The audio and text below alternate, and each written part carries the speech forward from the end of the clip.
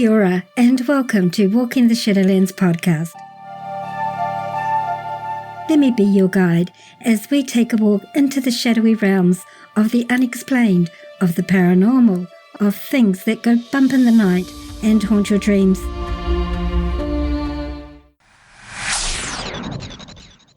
Your hosts? I'm Marianne. Thanks so much for joining us today, tonight, whatever time it is, wherever you're living in this beautiful world of ours. Sit back, relax, and let me be your guide as we walk into the Shadowlands together and see what awaits us there.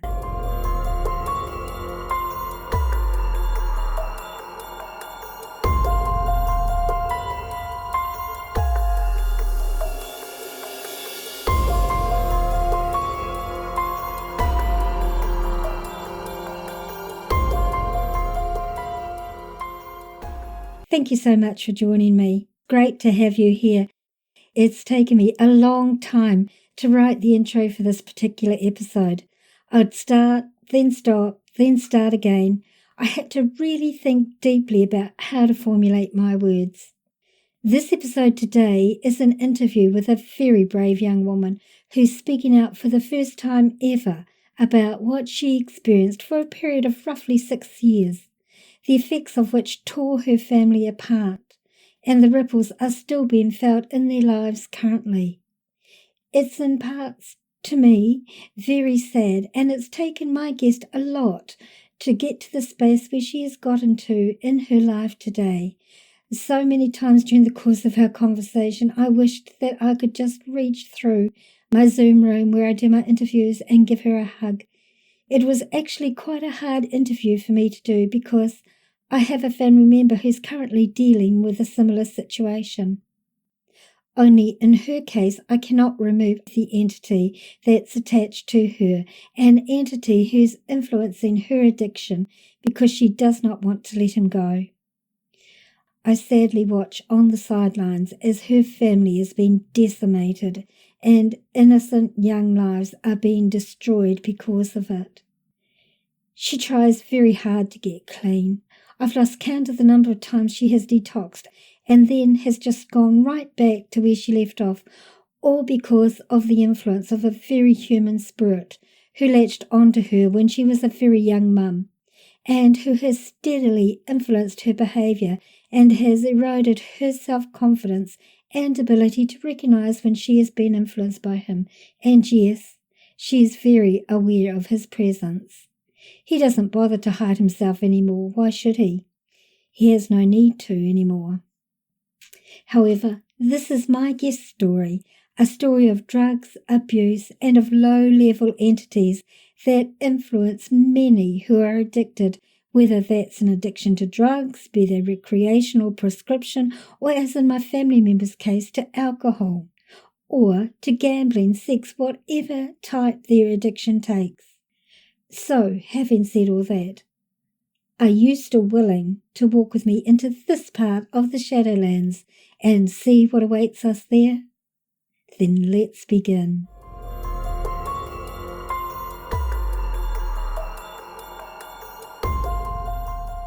Before I introduce my guest, I want to talk for just a minute or two about spirit attachment and influence. I won't go into too much detail as I have an episode coming up about spirit possession and walk-ins and what the difference is. Actually, spirit attachment is not as common as people think it is from all the TV shows and movies made showing such events. Being influenced by lower level spirit, however, is. So perhaps I should specify what spirit attachment is because there may be some listening who've never ever heard of that.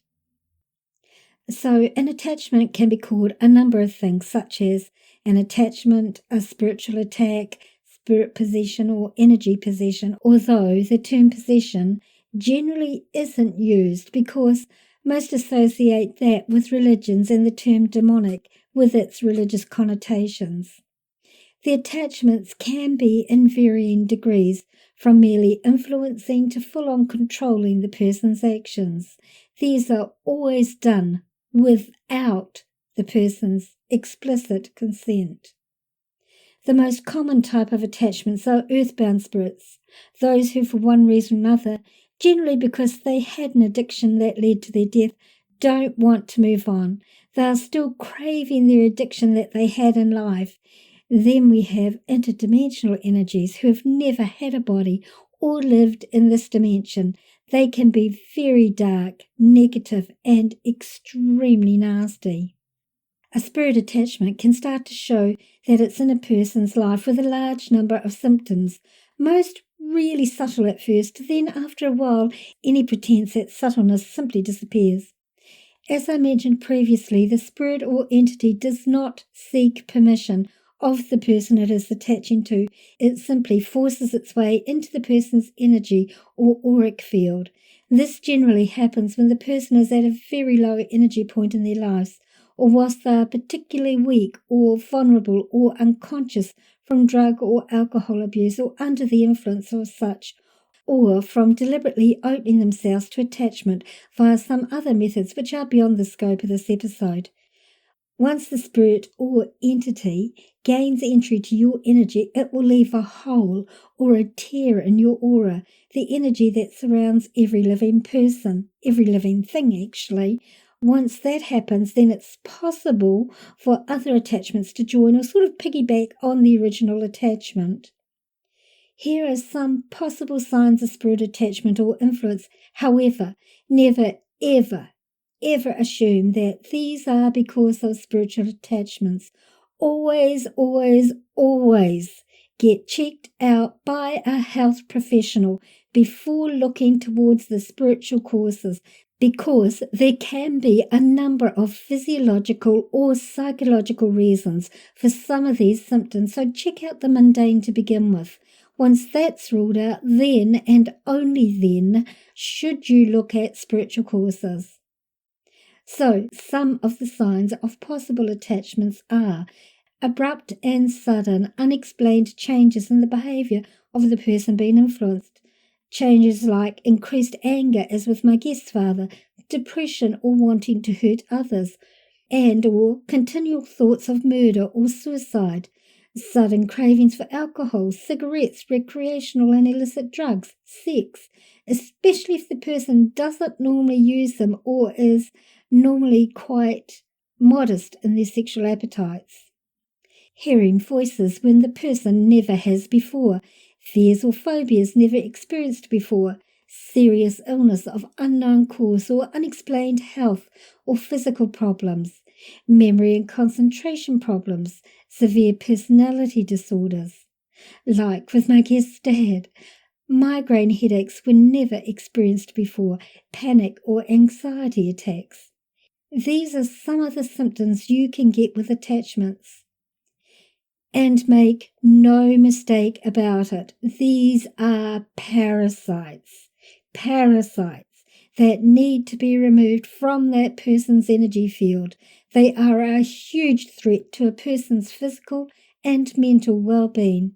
Although, as I have mentioned in the Ouija board episode last season, if a person really wants that entity or spirit there, like with my relative, then nothing I or anyone else can do will remove it. Mostly the spirit attachments simply want to get their preferred fix via their host body. However, in the case of interdimensional entities that have never had a body, they simply want to cause havoc and as much pain as they can. They feed off of it, yes, feed off of it. Both of these can be removed.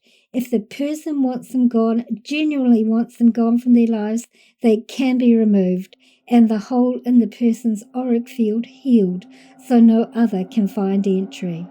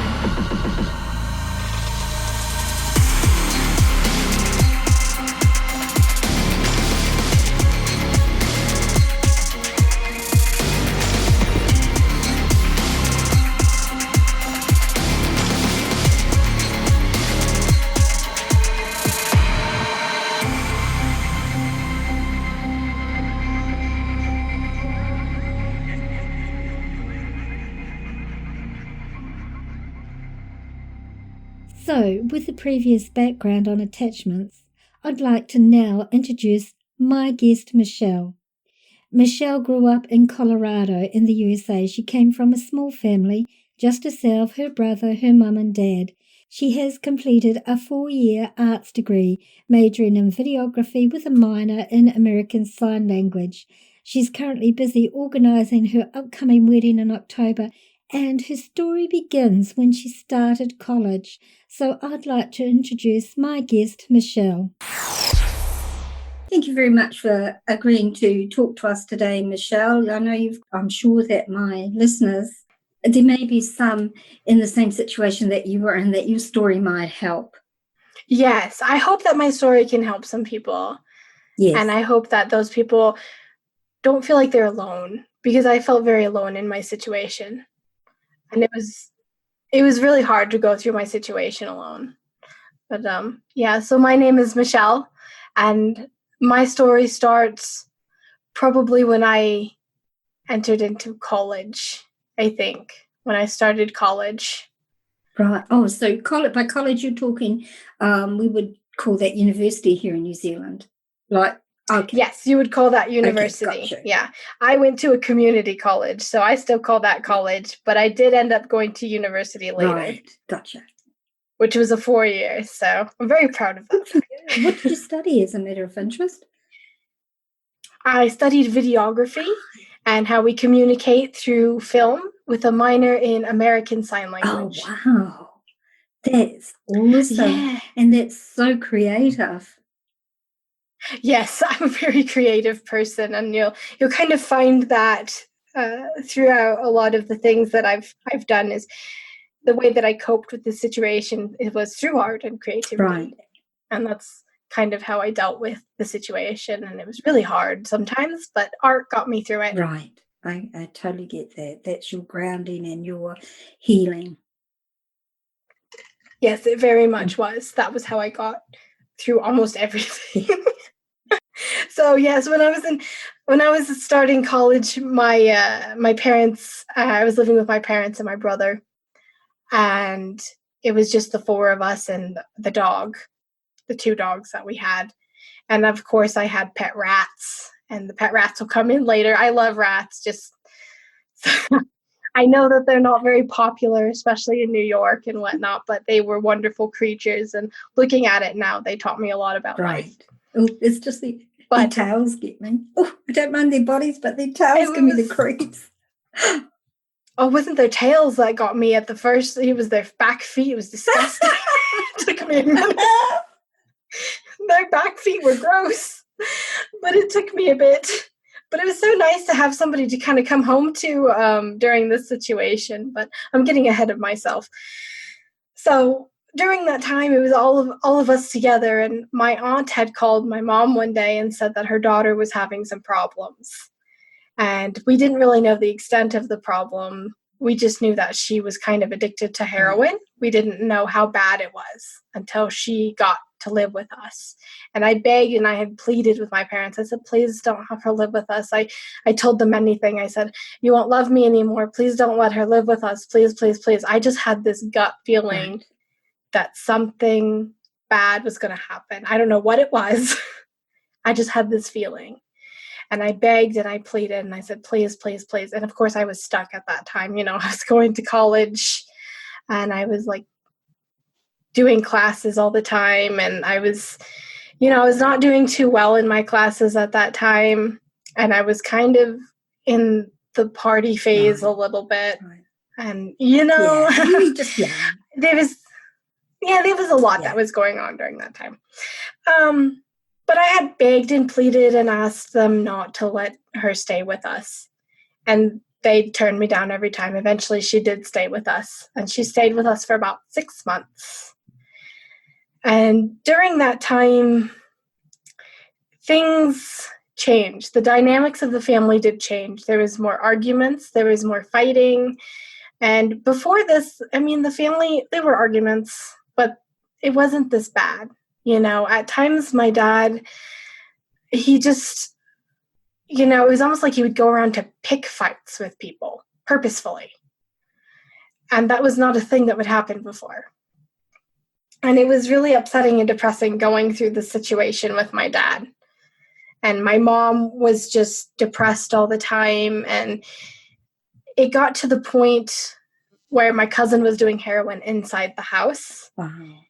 And yeah, she was smoking weed. She was doing heroin. I don't know how you do heroin. I don't know if it was like injecting heroin or something.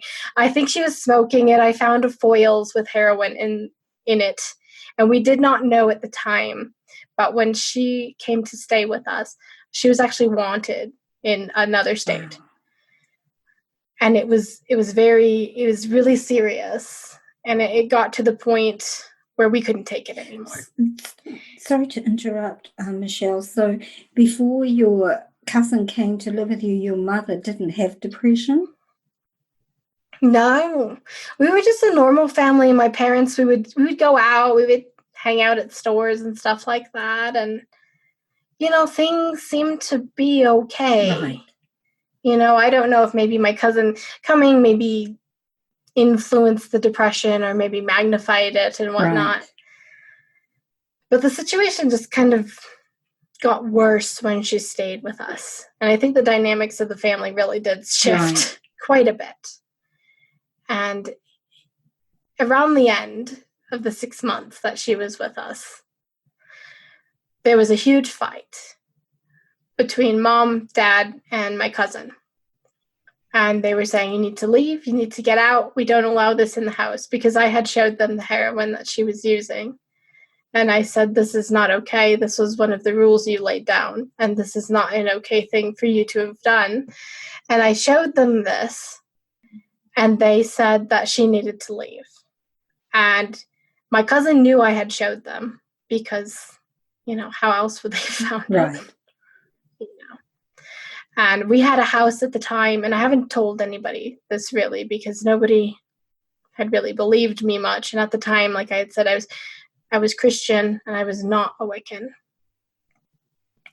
And I looked down the stairs because you could see down the stairs from the banister. So there was a railing and you could see down the stairs. And my cousin looked at me, and I swear her eyes turned glossy black. And for a second, she had horns. Like, it was a split second. It was almost like you imagined it, but I swear it was real. Right. It was so real. And she looked at me, gave me this horrible, nasty, snarling look, and I felt like she was going to hurt me. I just felt awful dread, and I felt like I was in danger. Like, even talking about it right now, I'm getting goosebumps. Right. Like, it was intense. And I was so scared to go to sleep that night because I felt like she was going to hurt me. So I ended up sleeping in my parents' room. At 18 or 19 years old, I'm sleeping in my parents' room because that's how terrifying that must have been really scary for you to do that. Yeah, it was really, really. So the next day she was on the bus to go back to Nevada. So I was in Colorado, and she was going to Nevada, which was back when she came. And after that, everything in the house had changed. And 2 weeks went by, one of my rats died. And I don't know how she died. I take very good care of my rodents. I loved them dearly. And I had 2 of them. So for that one to have died, it was just very strange. My mom got into a car accident a week later. And this car accident changed her life and has changed her life completely. And it still affects her to this day. And it's been about 10 years since this whole situation happened with my cousin staying. So this car accident had been horrendous. She had something called a TBI afterwards, which is a traumatic brain injury. And she actually started taking pills after that, opioids, which is heroin. And my dad not only would pick fights purposefully, but started getting physical with my brother. And he was never like that before your cousin left?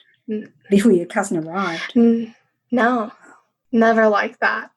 And I know when my cousin was there, she would purposely try to start things too. She would sit there and try to, start some things. And I know that when she was there, things would move around the house. And it wasn't just when she was there. She would be at her meetings and whatnot. I would set something down. And then I'd be like, oh my gosh, where'd my keys go? Where'd my homework go? Where'd my book go? And it would just be moving around the house.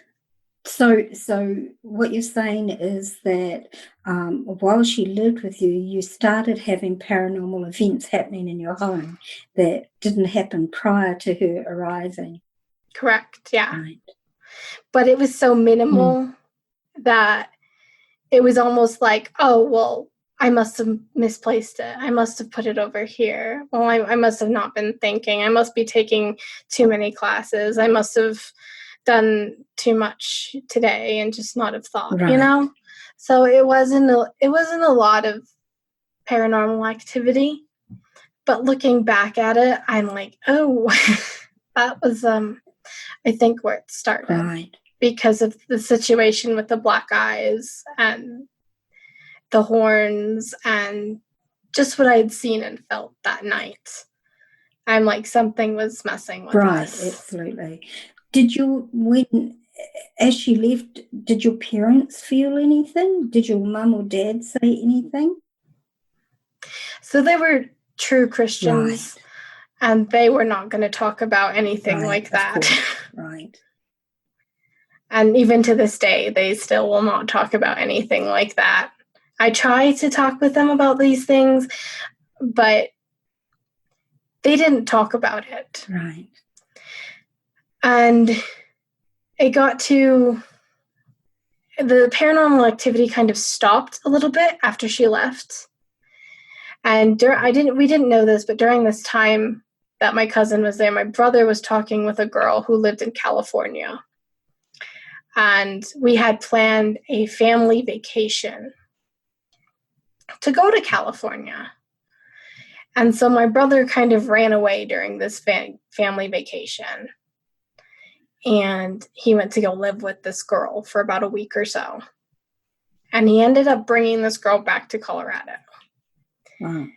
And she practiced witchcraft, which I don't want to say anything negative about, but she did practice the darker side of things. And she did tell us that she was Hispanic, and she had a grandmother who practiced, and they used like baby bones, and yes, they use baby bones, and they use blood magic, and they use like those kinds of like darker things.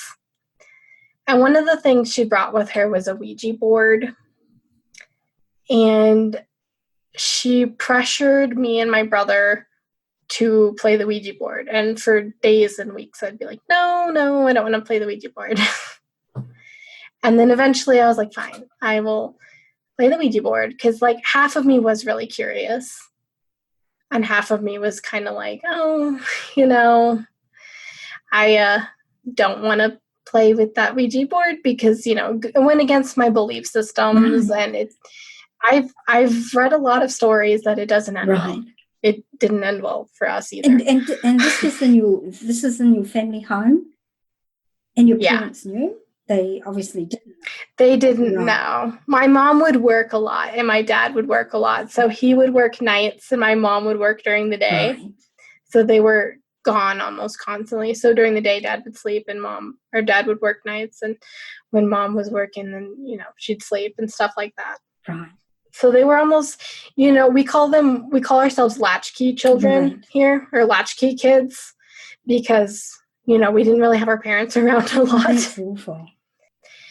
Yeah, it has its moments where it's pretty bad. And I think this situation was pretty bad, having to deal with this spiritual release and not being prepared for it and what had happened. So we played with the Ouija board. We didn't get much activity, but we did ask some questions you should never ask the Ouija board, like when you're going to die.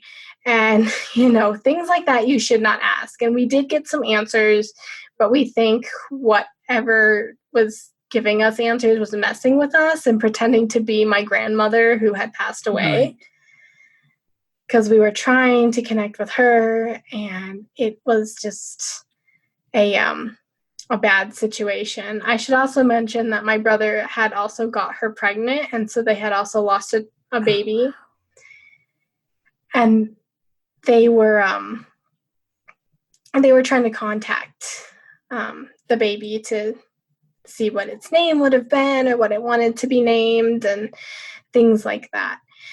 And so they were dealing with loss and grief. And so when you're dealing with those kinds of things, and especially my brother took it really, really, really bad. It was extremely bad. And I should probably mention, after my cousin left, my brother became extremely suicidal. We were up with him for days to make sure he wouldn't hurt himself. And we had to hide the knives, we had to hide the guns, we had to hide every single, because he was going to kill himself. And he told us multiple times. And that was an entire situation. I think with everything that was just going on, I didn't, when you're in that situation, you don't realize what's happening. It's fight or flight, fight or flight, fight or flight. And with everything just coming at you, it's just one thing after another. And you're like, oh my God, look at all these things that have built up. Just another thing to deal with. And your brother was not like that. Didn't suffer from depression prior to your cousin coming and living with you? He actually had an entire personality change. And if you were to see pictures of him before to pictures of him afterwards, and I showed my fiance, and he said, "That's not your brother. Wow. That's not him."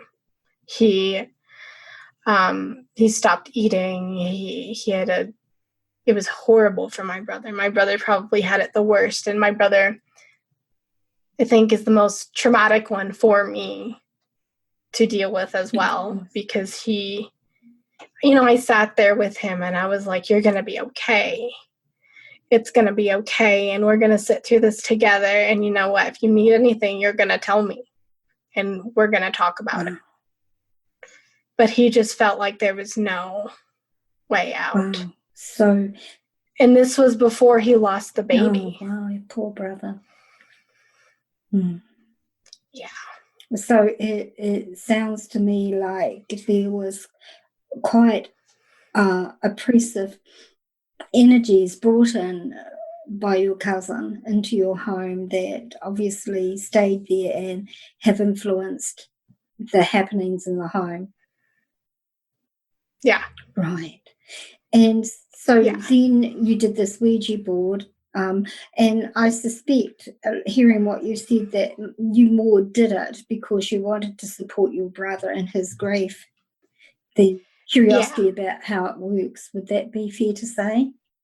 Yeah, there was some curiosity. I mean, I did ask to see if Grandma was there, and I wanted to know a couple of things, but they would bring up, oh, well, when are we going to die and stuff. And I was like, okay, we need to not ask those things, because I knew, like, you don't ask those kinds of things when you play with the Ouija board. And it was really eye-opening afterwards. I mean, it was probably 2 days later, stuff started ramping up. And that's when the paranormal activity started really, really getting out of hand. So me and my brother's girlfriend, who was living with us, we would get into fights constantly, because she'd say, oh, you moved my makeup. Oh, you moved this case. You moved this. And I'd say, hey, you took this thing. You moved this thing over. And, later I realized that, she wasn't moving things around. And it was one day, and I remember this very vividly, one day when I was at home and I was getting into a situation at work. There was some legal stuff going on with me at work. Nothing ever came out of it, but there was, legal stuff that was happening at work, and people were accusing me of stuff that I didn't do. And I was at home. It was New Year's Eve. Everyone was out of the house, and I heard footsteps upstairs. And I was like, no one's home. I don't understand. How can this be happening? I was so confused. There was footsteps, and then, like, the lights would flicker. Sometimes the lights wouldn't even turn on. And then I'd say, Mom, Dad, you need to change the light bulb. And then the lights would turn on, and I'd be like, well, am I going crazy? Right. And there was one night when his girlfriend was asleep and I was asleep, or we were trying to sleep, and we eventually had gotten to sleep. And that night, I felt like something was watching me. I just felt this presence in the room, but it wasn't like, it was all around me. Like, there was no way to escape it. And when I fell asleep that night, it was this dark entity that was looming over the bed, like at the foot of the bed, just looming, just watching you. Mm-hmm. And it was kind of watching you with the feeling of, like, you're going to sleep when I tell you to, or you're going to do what I want. Right. It's kind of like one of those feelings. It's very strange. It's very hard to explain. And so I got up in the morning. I was like, Mom, I had a really strange dream. It was this really, really weird dream. I told her about it. And then my boyfriend's, or my brother's girlfriend, my brother's girlfriend got up and explained her dream to my brother. And my brother and my mom were talking about these dreams, like, later in the day, and I was at work, and his girlfriend was, doing whatever around the house, and she was trying to find a job and whatnot. And I came home that night, and my mom's like, you two had the same dream that night. Like, did you realize that you both had the same dream? Did you talk to her? Did you guys plan this? No, we didn't. We didn't plan it. So it was just very strange. Eventually, one thing led to another, and his girlfriend did have to leave. Right. And I don't think that the activity had ever really calmed down, but I do think that we just kind of ignored it because of everything that was going on. It was more affecting people's personalities and how they were. My brother ended up trying mushrooms, LSD, cocaine for a little while. It was a lot. So do you feel that whatever this entity was that was in your home, that was influencing your emotions, also influenced your brother into this path? Seeing as it seems to me that he was the target in all of this, or the most vulnerable person. I do think that he was the most vulnerable person because he was the youngest and because he was going through critical stages in life. Right. And I do also think that my dad saying and, like, picking fights with people, and, like, you can only take that for so long, somebody just picking at you and picking at you and picking at you. It's a lot like the Chinese water torture, a couple of drops on your forehead probably wouldn't hurt. Right. But after a few hours or days of it, you'd probably want out. Yes, absolutely. Yes. And so that's kind of what I think happened with my brother, is he needed out and he wanted out. And I think that path was he was forced into that path. So. And it feels to me that whatever entity was attached to your cousin was influencing her drug use as well. And that's the feeling that I get about that anyway. Yeah. I think that this entity grew stronger every time that she would use her drugs. And I know that when she would use, at least with marijuana, which, is marijuana, think what you want about it. But she would always offer it to somebody, say, hey, you should try it with me, you should try it with me, you should try it with me. And I think that there's some part of that. And yes, I think that's a drug thing, but I think that there's some part of that where the entity is like, I want to grow stronger, get people in your ring. Right. Get a hold of them. And I think my brother was just kind of the next victim, because there was some instances where I had caught him selling drugs at school as well. Like, he had gotten involved with a drug ring at some point. Oh, dear. And I told him, I said, you need to stop this. You're not going down a good path. And, I don't think it affected me quite as much, because my whole thought process during this was go upstairs, stay invisible. And I would get the pets whenever Dad and my brother would go at it. I'd get the pets and I would say, you're coming in the room with me. I don't care if you can understand what I'm saying. Yeah. You're coming in the room with me and we're hanging out. And I would watch my TV and I would do what I needed to do to go to sleep and take care of the animals and just whatever. To escape the situation. Right. Yeah. Oh, I understand that. Because your room was your safe haven. Wow.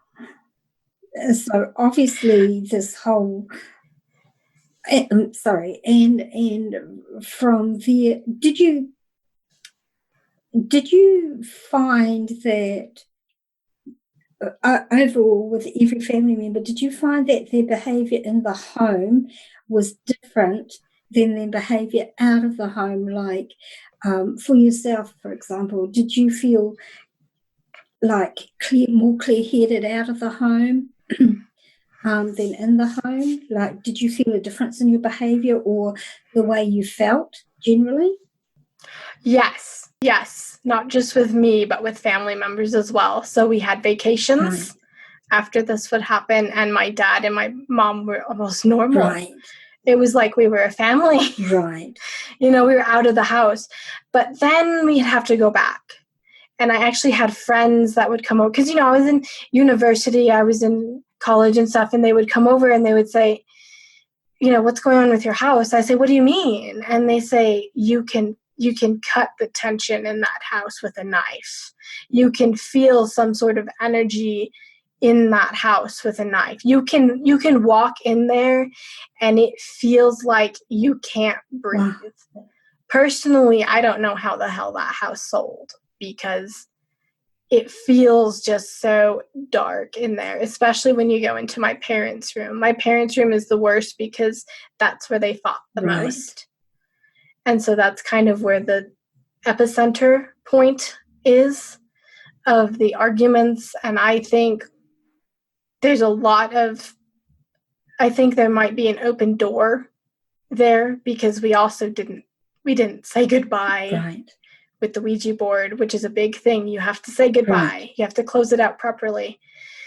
And I think that let a lot of negative energies out in there.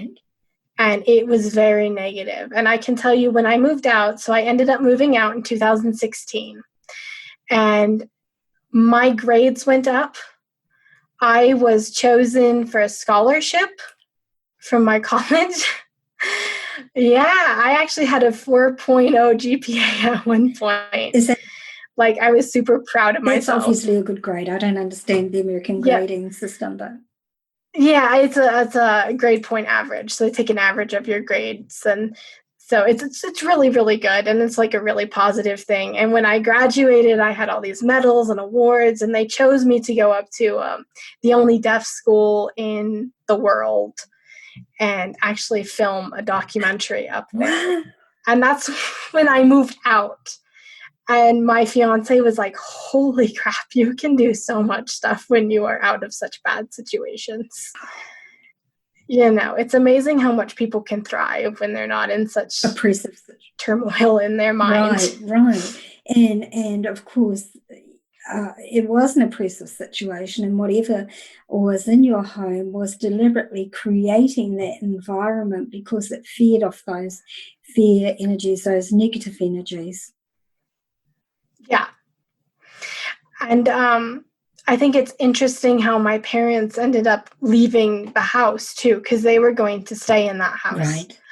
In 2019, actually, it was last year, my dad was taken by the police here because he was showing some disturbing signs.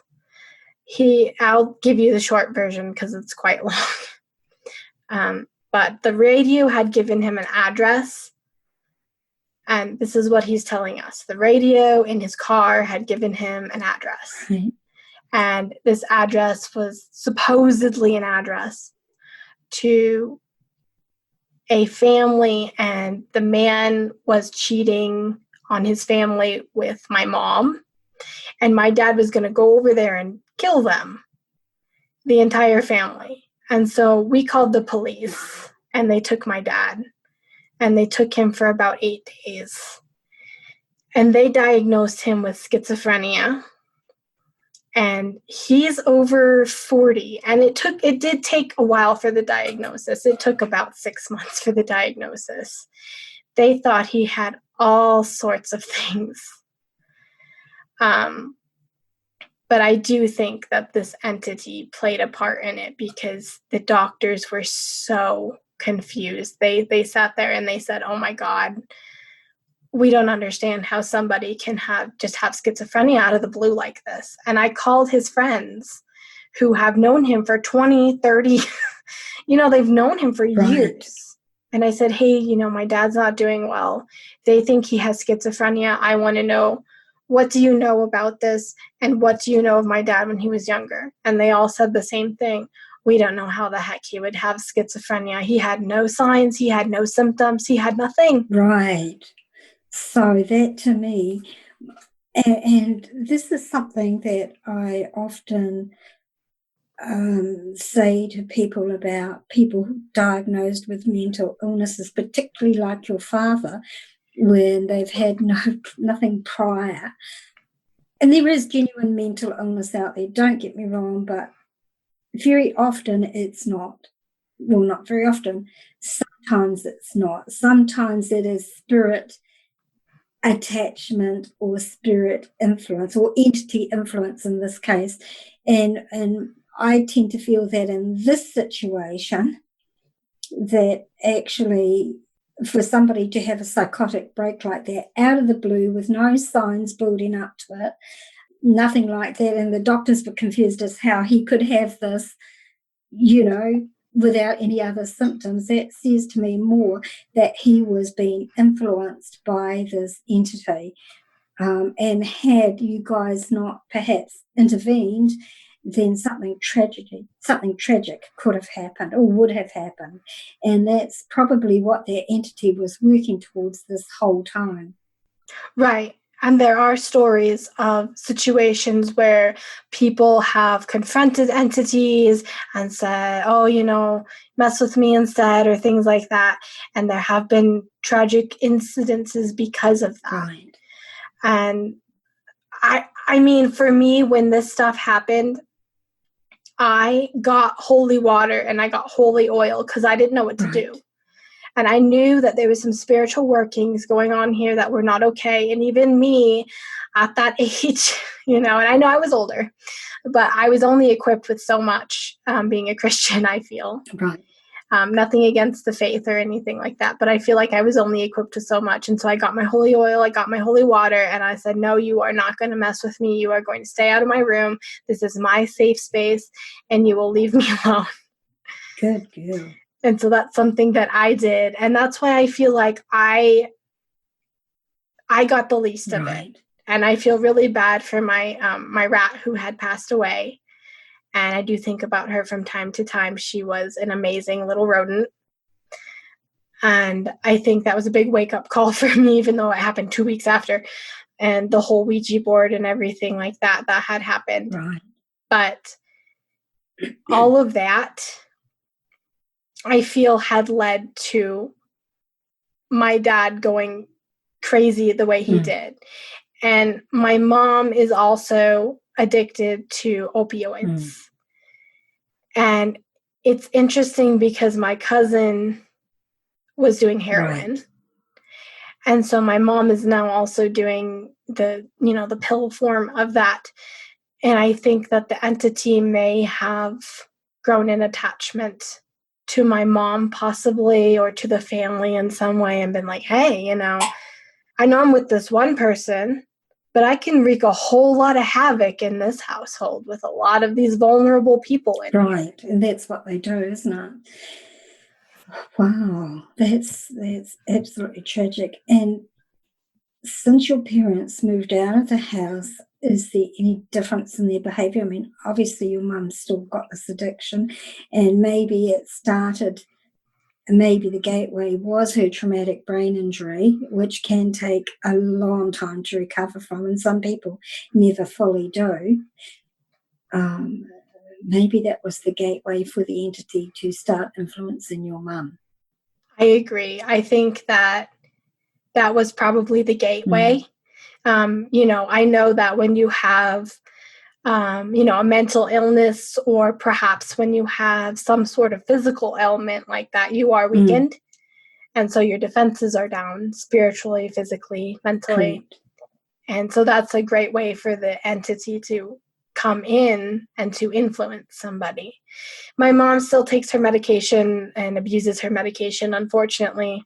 However, my dad, and this is so surprising coming from him, he actually recognizes when he's having a mental break, and he will call people and reach out for help. He calls to make sure that he goes to his appointments to see his doctor, his psychiatrist, and his therapist on a regular basis. He takes his medication when he needs to. He was actually just down here in Colorado. He lives in Alabama right now.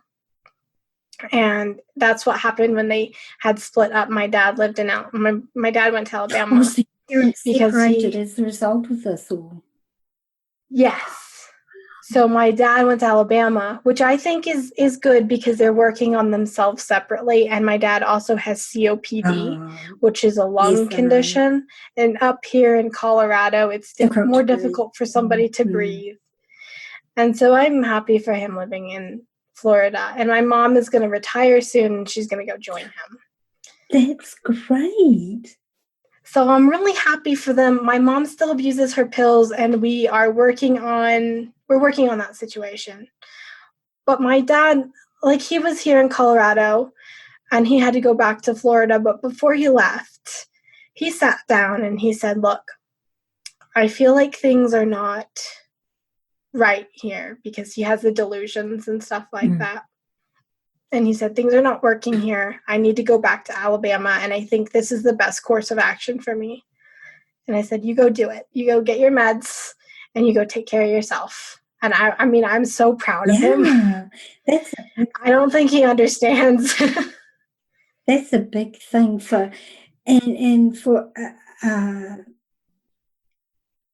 quite schizophrenic to recognize and to do something about their situation when they are getting bad. That's a rare thing for them to recognize, that they're actually going into that psychotic state. It takes so long for somebody to recognize that. And it's only been a year for him. It's only been a year. Yeah, that's pretty impressive. And yeah, it is pretty impressive. So I think he's starting to become more aware of things, which is really awesome for him. And I'm so proud of him. My brother, on the other hand, I haven't heard from in probably 2 years or so. I'm not entirely sure where he is or what's gone on with him. Unfortunately, the last time that we had talked, there was some physical violence that was involved. He had pushed me into the wall. He was trying to get some of his stuff out of the house, and he was stealing some things. And it was just not a good situation. I love him very much. Yeah, of course you do. But he's got some work that he needs to work on. Oh, that's really hard, Michelle. I'm really sorry to hear that. And this, I send him love and light every day. And what else can you do? What else can you do, hon? People have to walk their own path, and as much as you love them and want to help them, there's only so much you can do. Right. And if he's still being influenced by that entity, and there's a good chance he is, then until he recognizes, then he's not going to do anything about it, is he? I don't think that he is. I know he's with a girl right now. He's seeing somebody, and he's been with her for, oh my goodness, like 3 years now or something. But she also has addictions. Right. And she has a few DUIs now, which is driving under the influence. And you can get into a lot of trouble here for that. Yeah. And so he's got a lot of that going on, and he hangs out with a lot of people who are addicted to a lot of different substances, and I think it's because he is too. And it's one of those, you don't want to feel alone. Absolutely. And you want to hang out with your crowd. Right. And that's his crowd, and that's his path. And if that's his path and that's what he needs to learn, maybe he has something to learn from it. Perhaps this entity really does have a really strong hold on him. But he does, from what I'm seeing, the only way to get rid of an entity is if somebody really wants to. Absolutely. If he recognizes that he has an entity and he wants it, there's nothing you can do. You're absolutely correct about that. If they want that entity there, sometimes it gets a bit like Stockholm Syndrome, Oh, yeah. Like the person becomes used to being in that state, and in some weird psychological way is almost addicted to it, Yeah. And so, I've come across cases in my years where one in particular, a lady that was playing with her Ouija board, and I talked about that in my Ouija board episode. She invited these entities. She wanted them. And yes, I remember that episode. Yeah, and you just can't help people who are like that. You can get rid of the entity, but if they want it there, it's not going to go. It's not going to go. Right. You're wasting your time, because the person's will overrides anything else that we could do, and it's just a waste of energy. It's really sad. So this whole episode has absolutely split your family, and that was the goal of the entity, was to divide your family and to destroy it, but it hasn't destroyed it. So that's the positive thing. It separated it, but look at how it's coming back together again now that you're out of the house. Right. I will say that there are some traumas that I personally have. For instance, when I first moved out of the house in 2016, I wouldn't eat, and I'd always ask my now fiance. I'd say, "Hey, can I have some ice cream? Hey, can I have this?" And he's like, "It's okay if you have food, and you don't need to ask." Wow. And it took me a while to kind of grasp that. Right. And so for me, understanding normal behavior almost, and it's really sad to say, but understanding some normal behavior is kind of hard for me to grasp at sometimes, and just kind of sit there and realize, oh, so that's a thing that actually happens. Oh, wow. So it traumatized you to that state. That's really horrific to hear that. It is, because when I was at that age and I would go into my room and I would say, okay, be invisible, you can only do that for so long until you are invisible. Right. And you feel invisible. Exactly. Yeah. Exactly. Wow. And so it's, I feel like we are coming back together, and my trauma is healing, and the family is healing slowly, but we are healing. Yes, and that's the positive, isn't it? You are healing. Yes. How long a period of time did this go on for entirely at the house? Oh gosh, it's been for years. So from the time that I was about 18, probably 6 or 7 years. So that's a long time to be in such an oppressive situation and to deal with something like that. So, and it's not that long ago that you came out of it. So really, I think you're doing very well. Very, very well. Yeah, I feel like I am, especially since, when I graduated from university in 2019, last year, with all that stuff, and doing all that stuff at the university and stuff like that. I feel like I have come such a long way, and I've learned so much from it. And my path, I went from being a Christian to being a Wiccan, because I just felt so much more meaning in it. And being a Wiccan, I was able to really analyze the situation, say, okay, so this is what happened. And once I'd gotten into the house, of course I saged myself, and I was like, there's nothing attached. You're not allowed to be attached to me anymore. You're not allowed to be around me. You're not allowed to influence me. You are not here.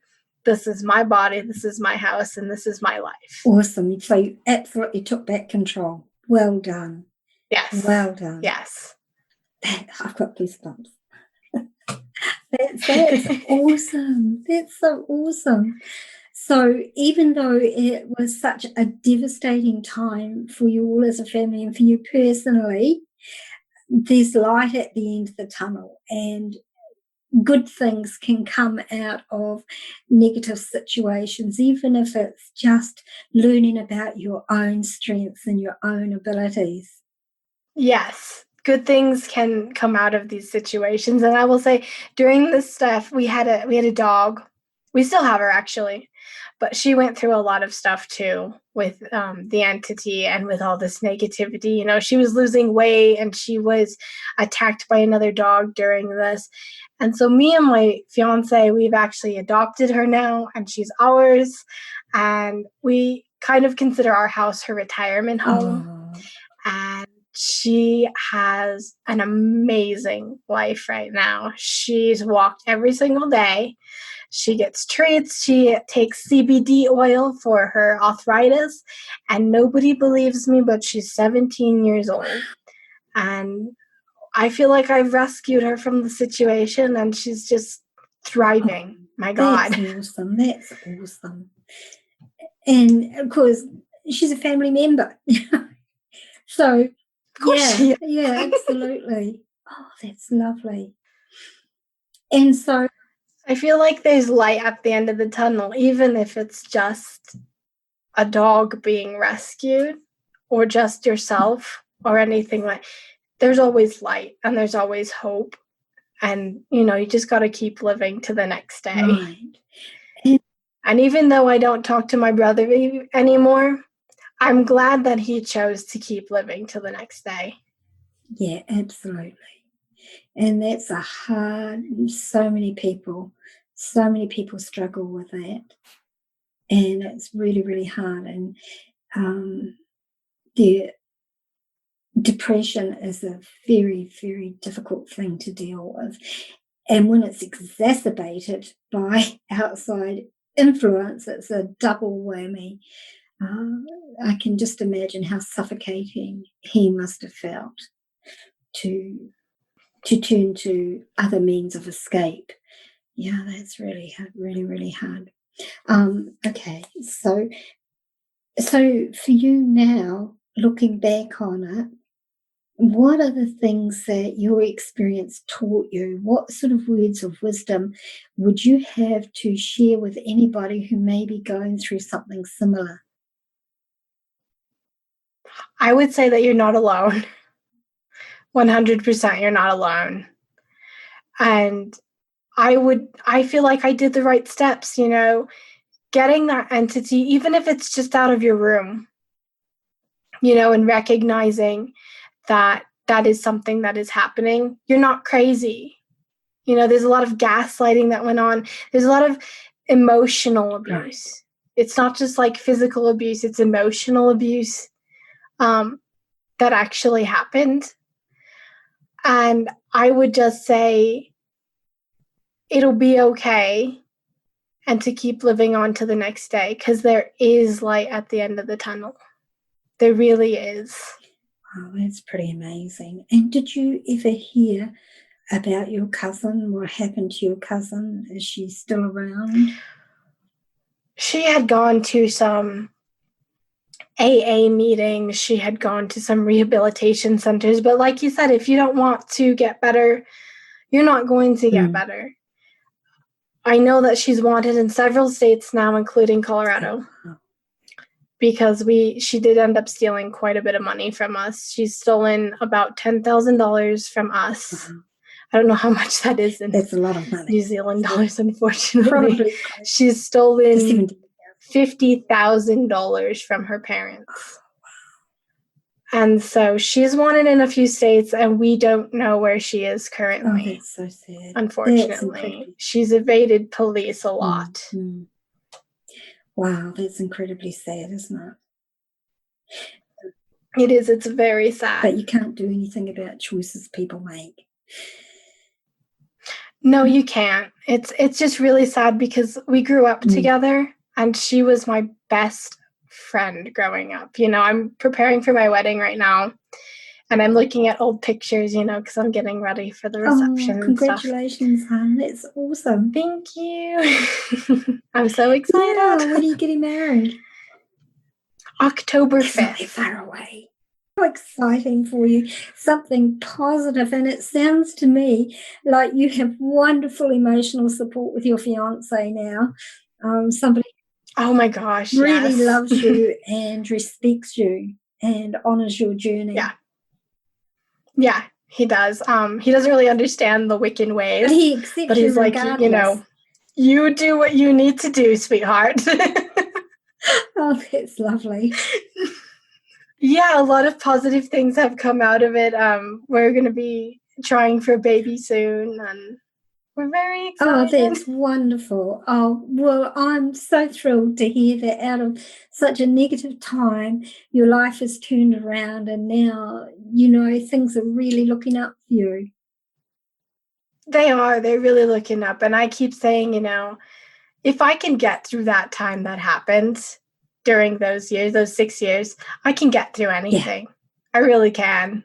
And I feel like people are stronger than we think that they are. We're stronger. I'm stronger than I think that I am. Absolutely. And I'm a lot stronger than I was back then, too. Absolutely. Because back then I was trying to be invisible. And now here I am on a podcast, and I'm saying, here, see me, world. Yeah. This happens. What a turnaround, eh?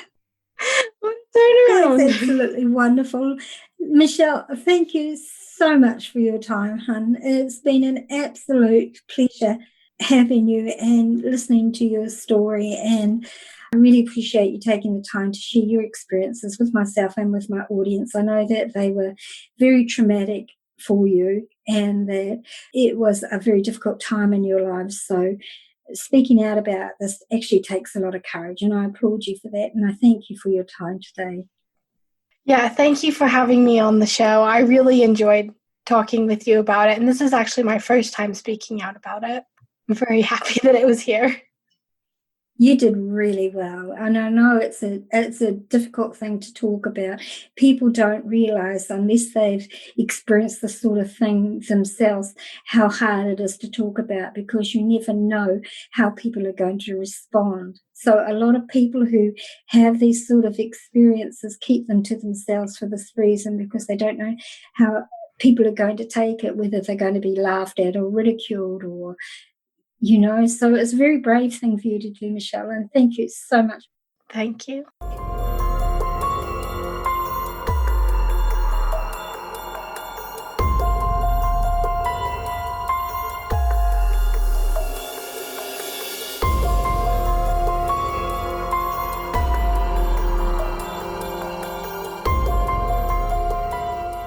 This entity that came into Michelle's previously normal family's life came in with her cousin, attached to her cousin, and almost immediately began causing division and strife within her family. Did the entity cause her mum's accident and the death of her beloved rat? I don't know about that. I do know that the timing, however, is very suspect, and certainly in her mum's case it opened the door for the entity to influence her mum's addiction to heroin-based prescription medication, which she still struggles with to this day, and which her cousin was heavily addicted to, in fact, was using in their home, unbeknown to the family for some time. It most definitely targeted her younger brother and influenced his drug use. He of them all was the most vulnerable in the family, although it worked on all of them to one degree or another. Michelle has not seen her brother in a number of years and does not know where he currently is in the States or if he's still using. Although my suspicion would be that he is, unless he's been able to get rid of that entity from his life. And it most certainly influenced her dad, who developed schizophrenic patterns of thought and behavior, hearing voices telling him things, encouraging him to acts of violence and inducing paranoid thought patterns. He was subsequently diagnosed with schizophrenia. This was something that really baffled his psychiatrist, because that is a disease that is not seen developing in people over 45. Generally, people develop symptoms of schizophrenia between the ages of 16 to 30 years old, not at his age, and certainly not without any prior symptoms. His friends of 20 and 30 plus years were completely dumbfounded when Michelle approached them and asked if he had ever displayed any symptoms during the years they had known him. He had not. So this begs the question, was this all influenced by the entity who caused so much havoc in this family and their lives? Michelle herself was not left unscathed by this all, and for many years had post-traumatic stress, and only now is really at a stage where she's healed enough to be able to talk about it. Even the family pets were not immune to the influence of this entity. Were things exacerbated by the girlfriend of Michelle's brother and her spiritual practices, or by the use of the Ouija board? I'm certain that it likely didn't help in any case. It's very interesting to note that when people were away from the home, they felt differently. Things seemed to be normal again until they returned home where their cousin was. Even Michelle's college friends who had come to her home noticed the negative, heavy atmosphere in the house.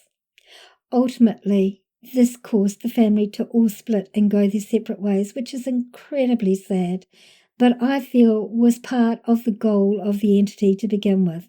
The good news is that Michelle's mum and dad are looking at getting back together, and the three of them are working on their relationships again, and hopefully one day Michelle will once again be in contact with her brother and they can mend that relationship. But for now, Michelle has a wonderful partner who loves her, and they are planning their marriage and looking forward to having a family together. And she's looking forward to a great future with her partner. How awesome for her that she now has some positivity in her life. I really want to thank Michelle for being so kind as to share her story with us all. I know it was hard for her. It was hard for me to hear some of it, but I'm so grateful that she did, and I wish her and her family nothing but love and peace moving forward.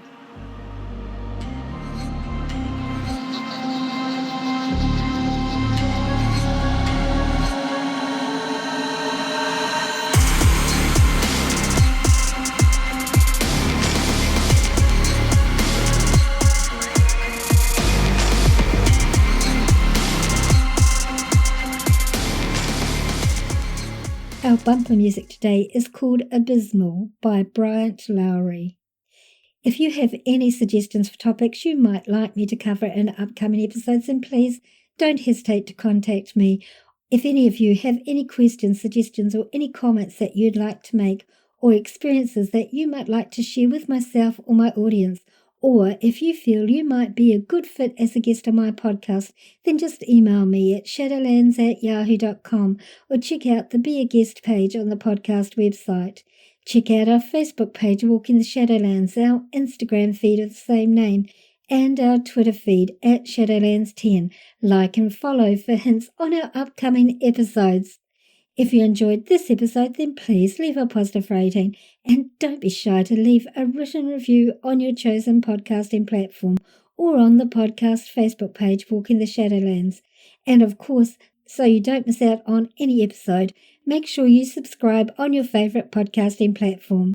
This podcast is available on all free podcasting platforms and iHeartRadio as well. Also, if you have Alexa, simply say these 4 words: "Open Walking the Shadowlands," and Alexa will play our latest episode for you.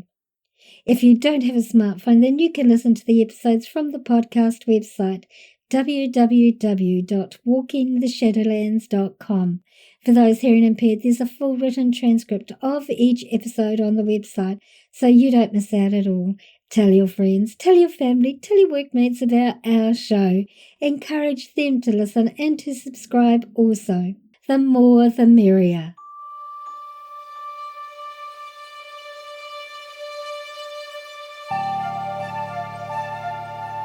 Thank you so much for listening today, tonight, whatever time it is, wherever you're living in this beautiful world of ours.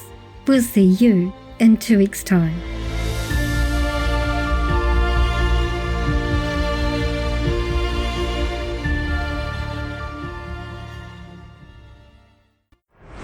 Thanks for listening.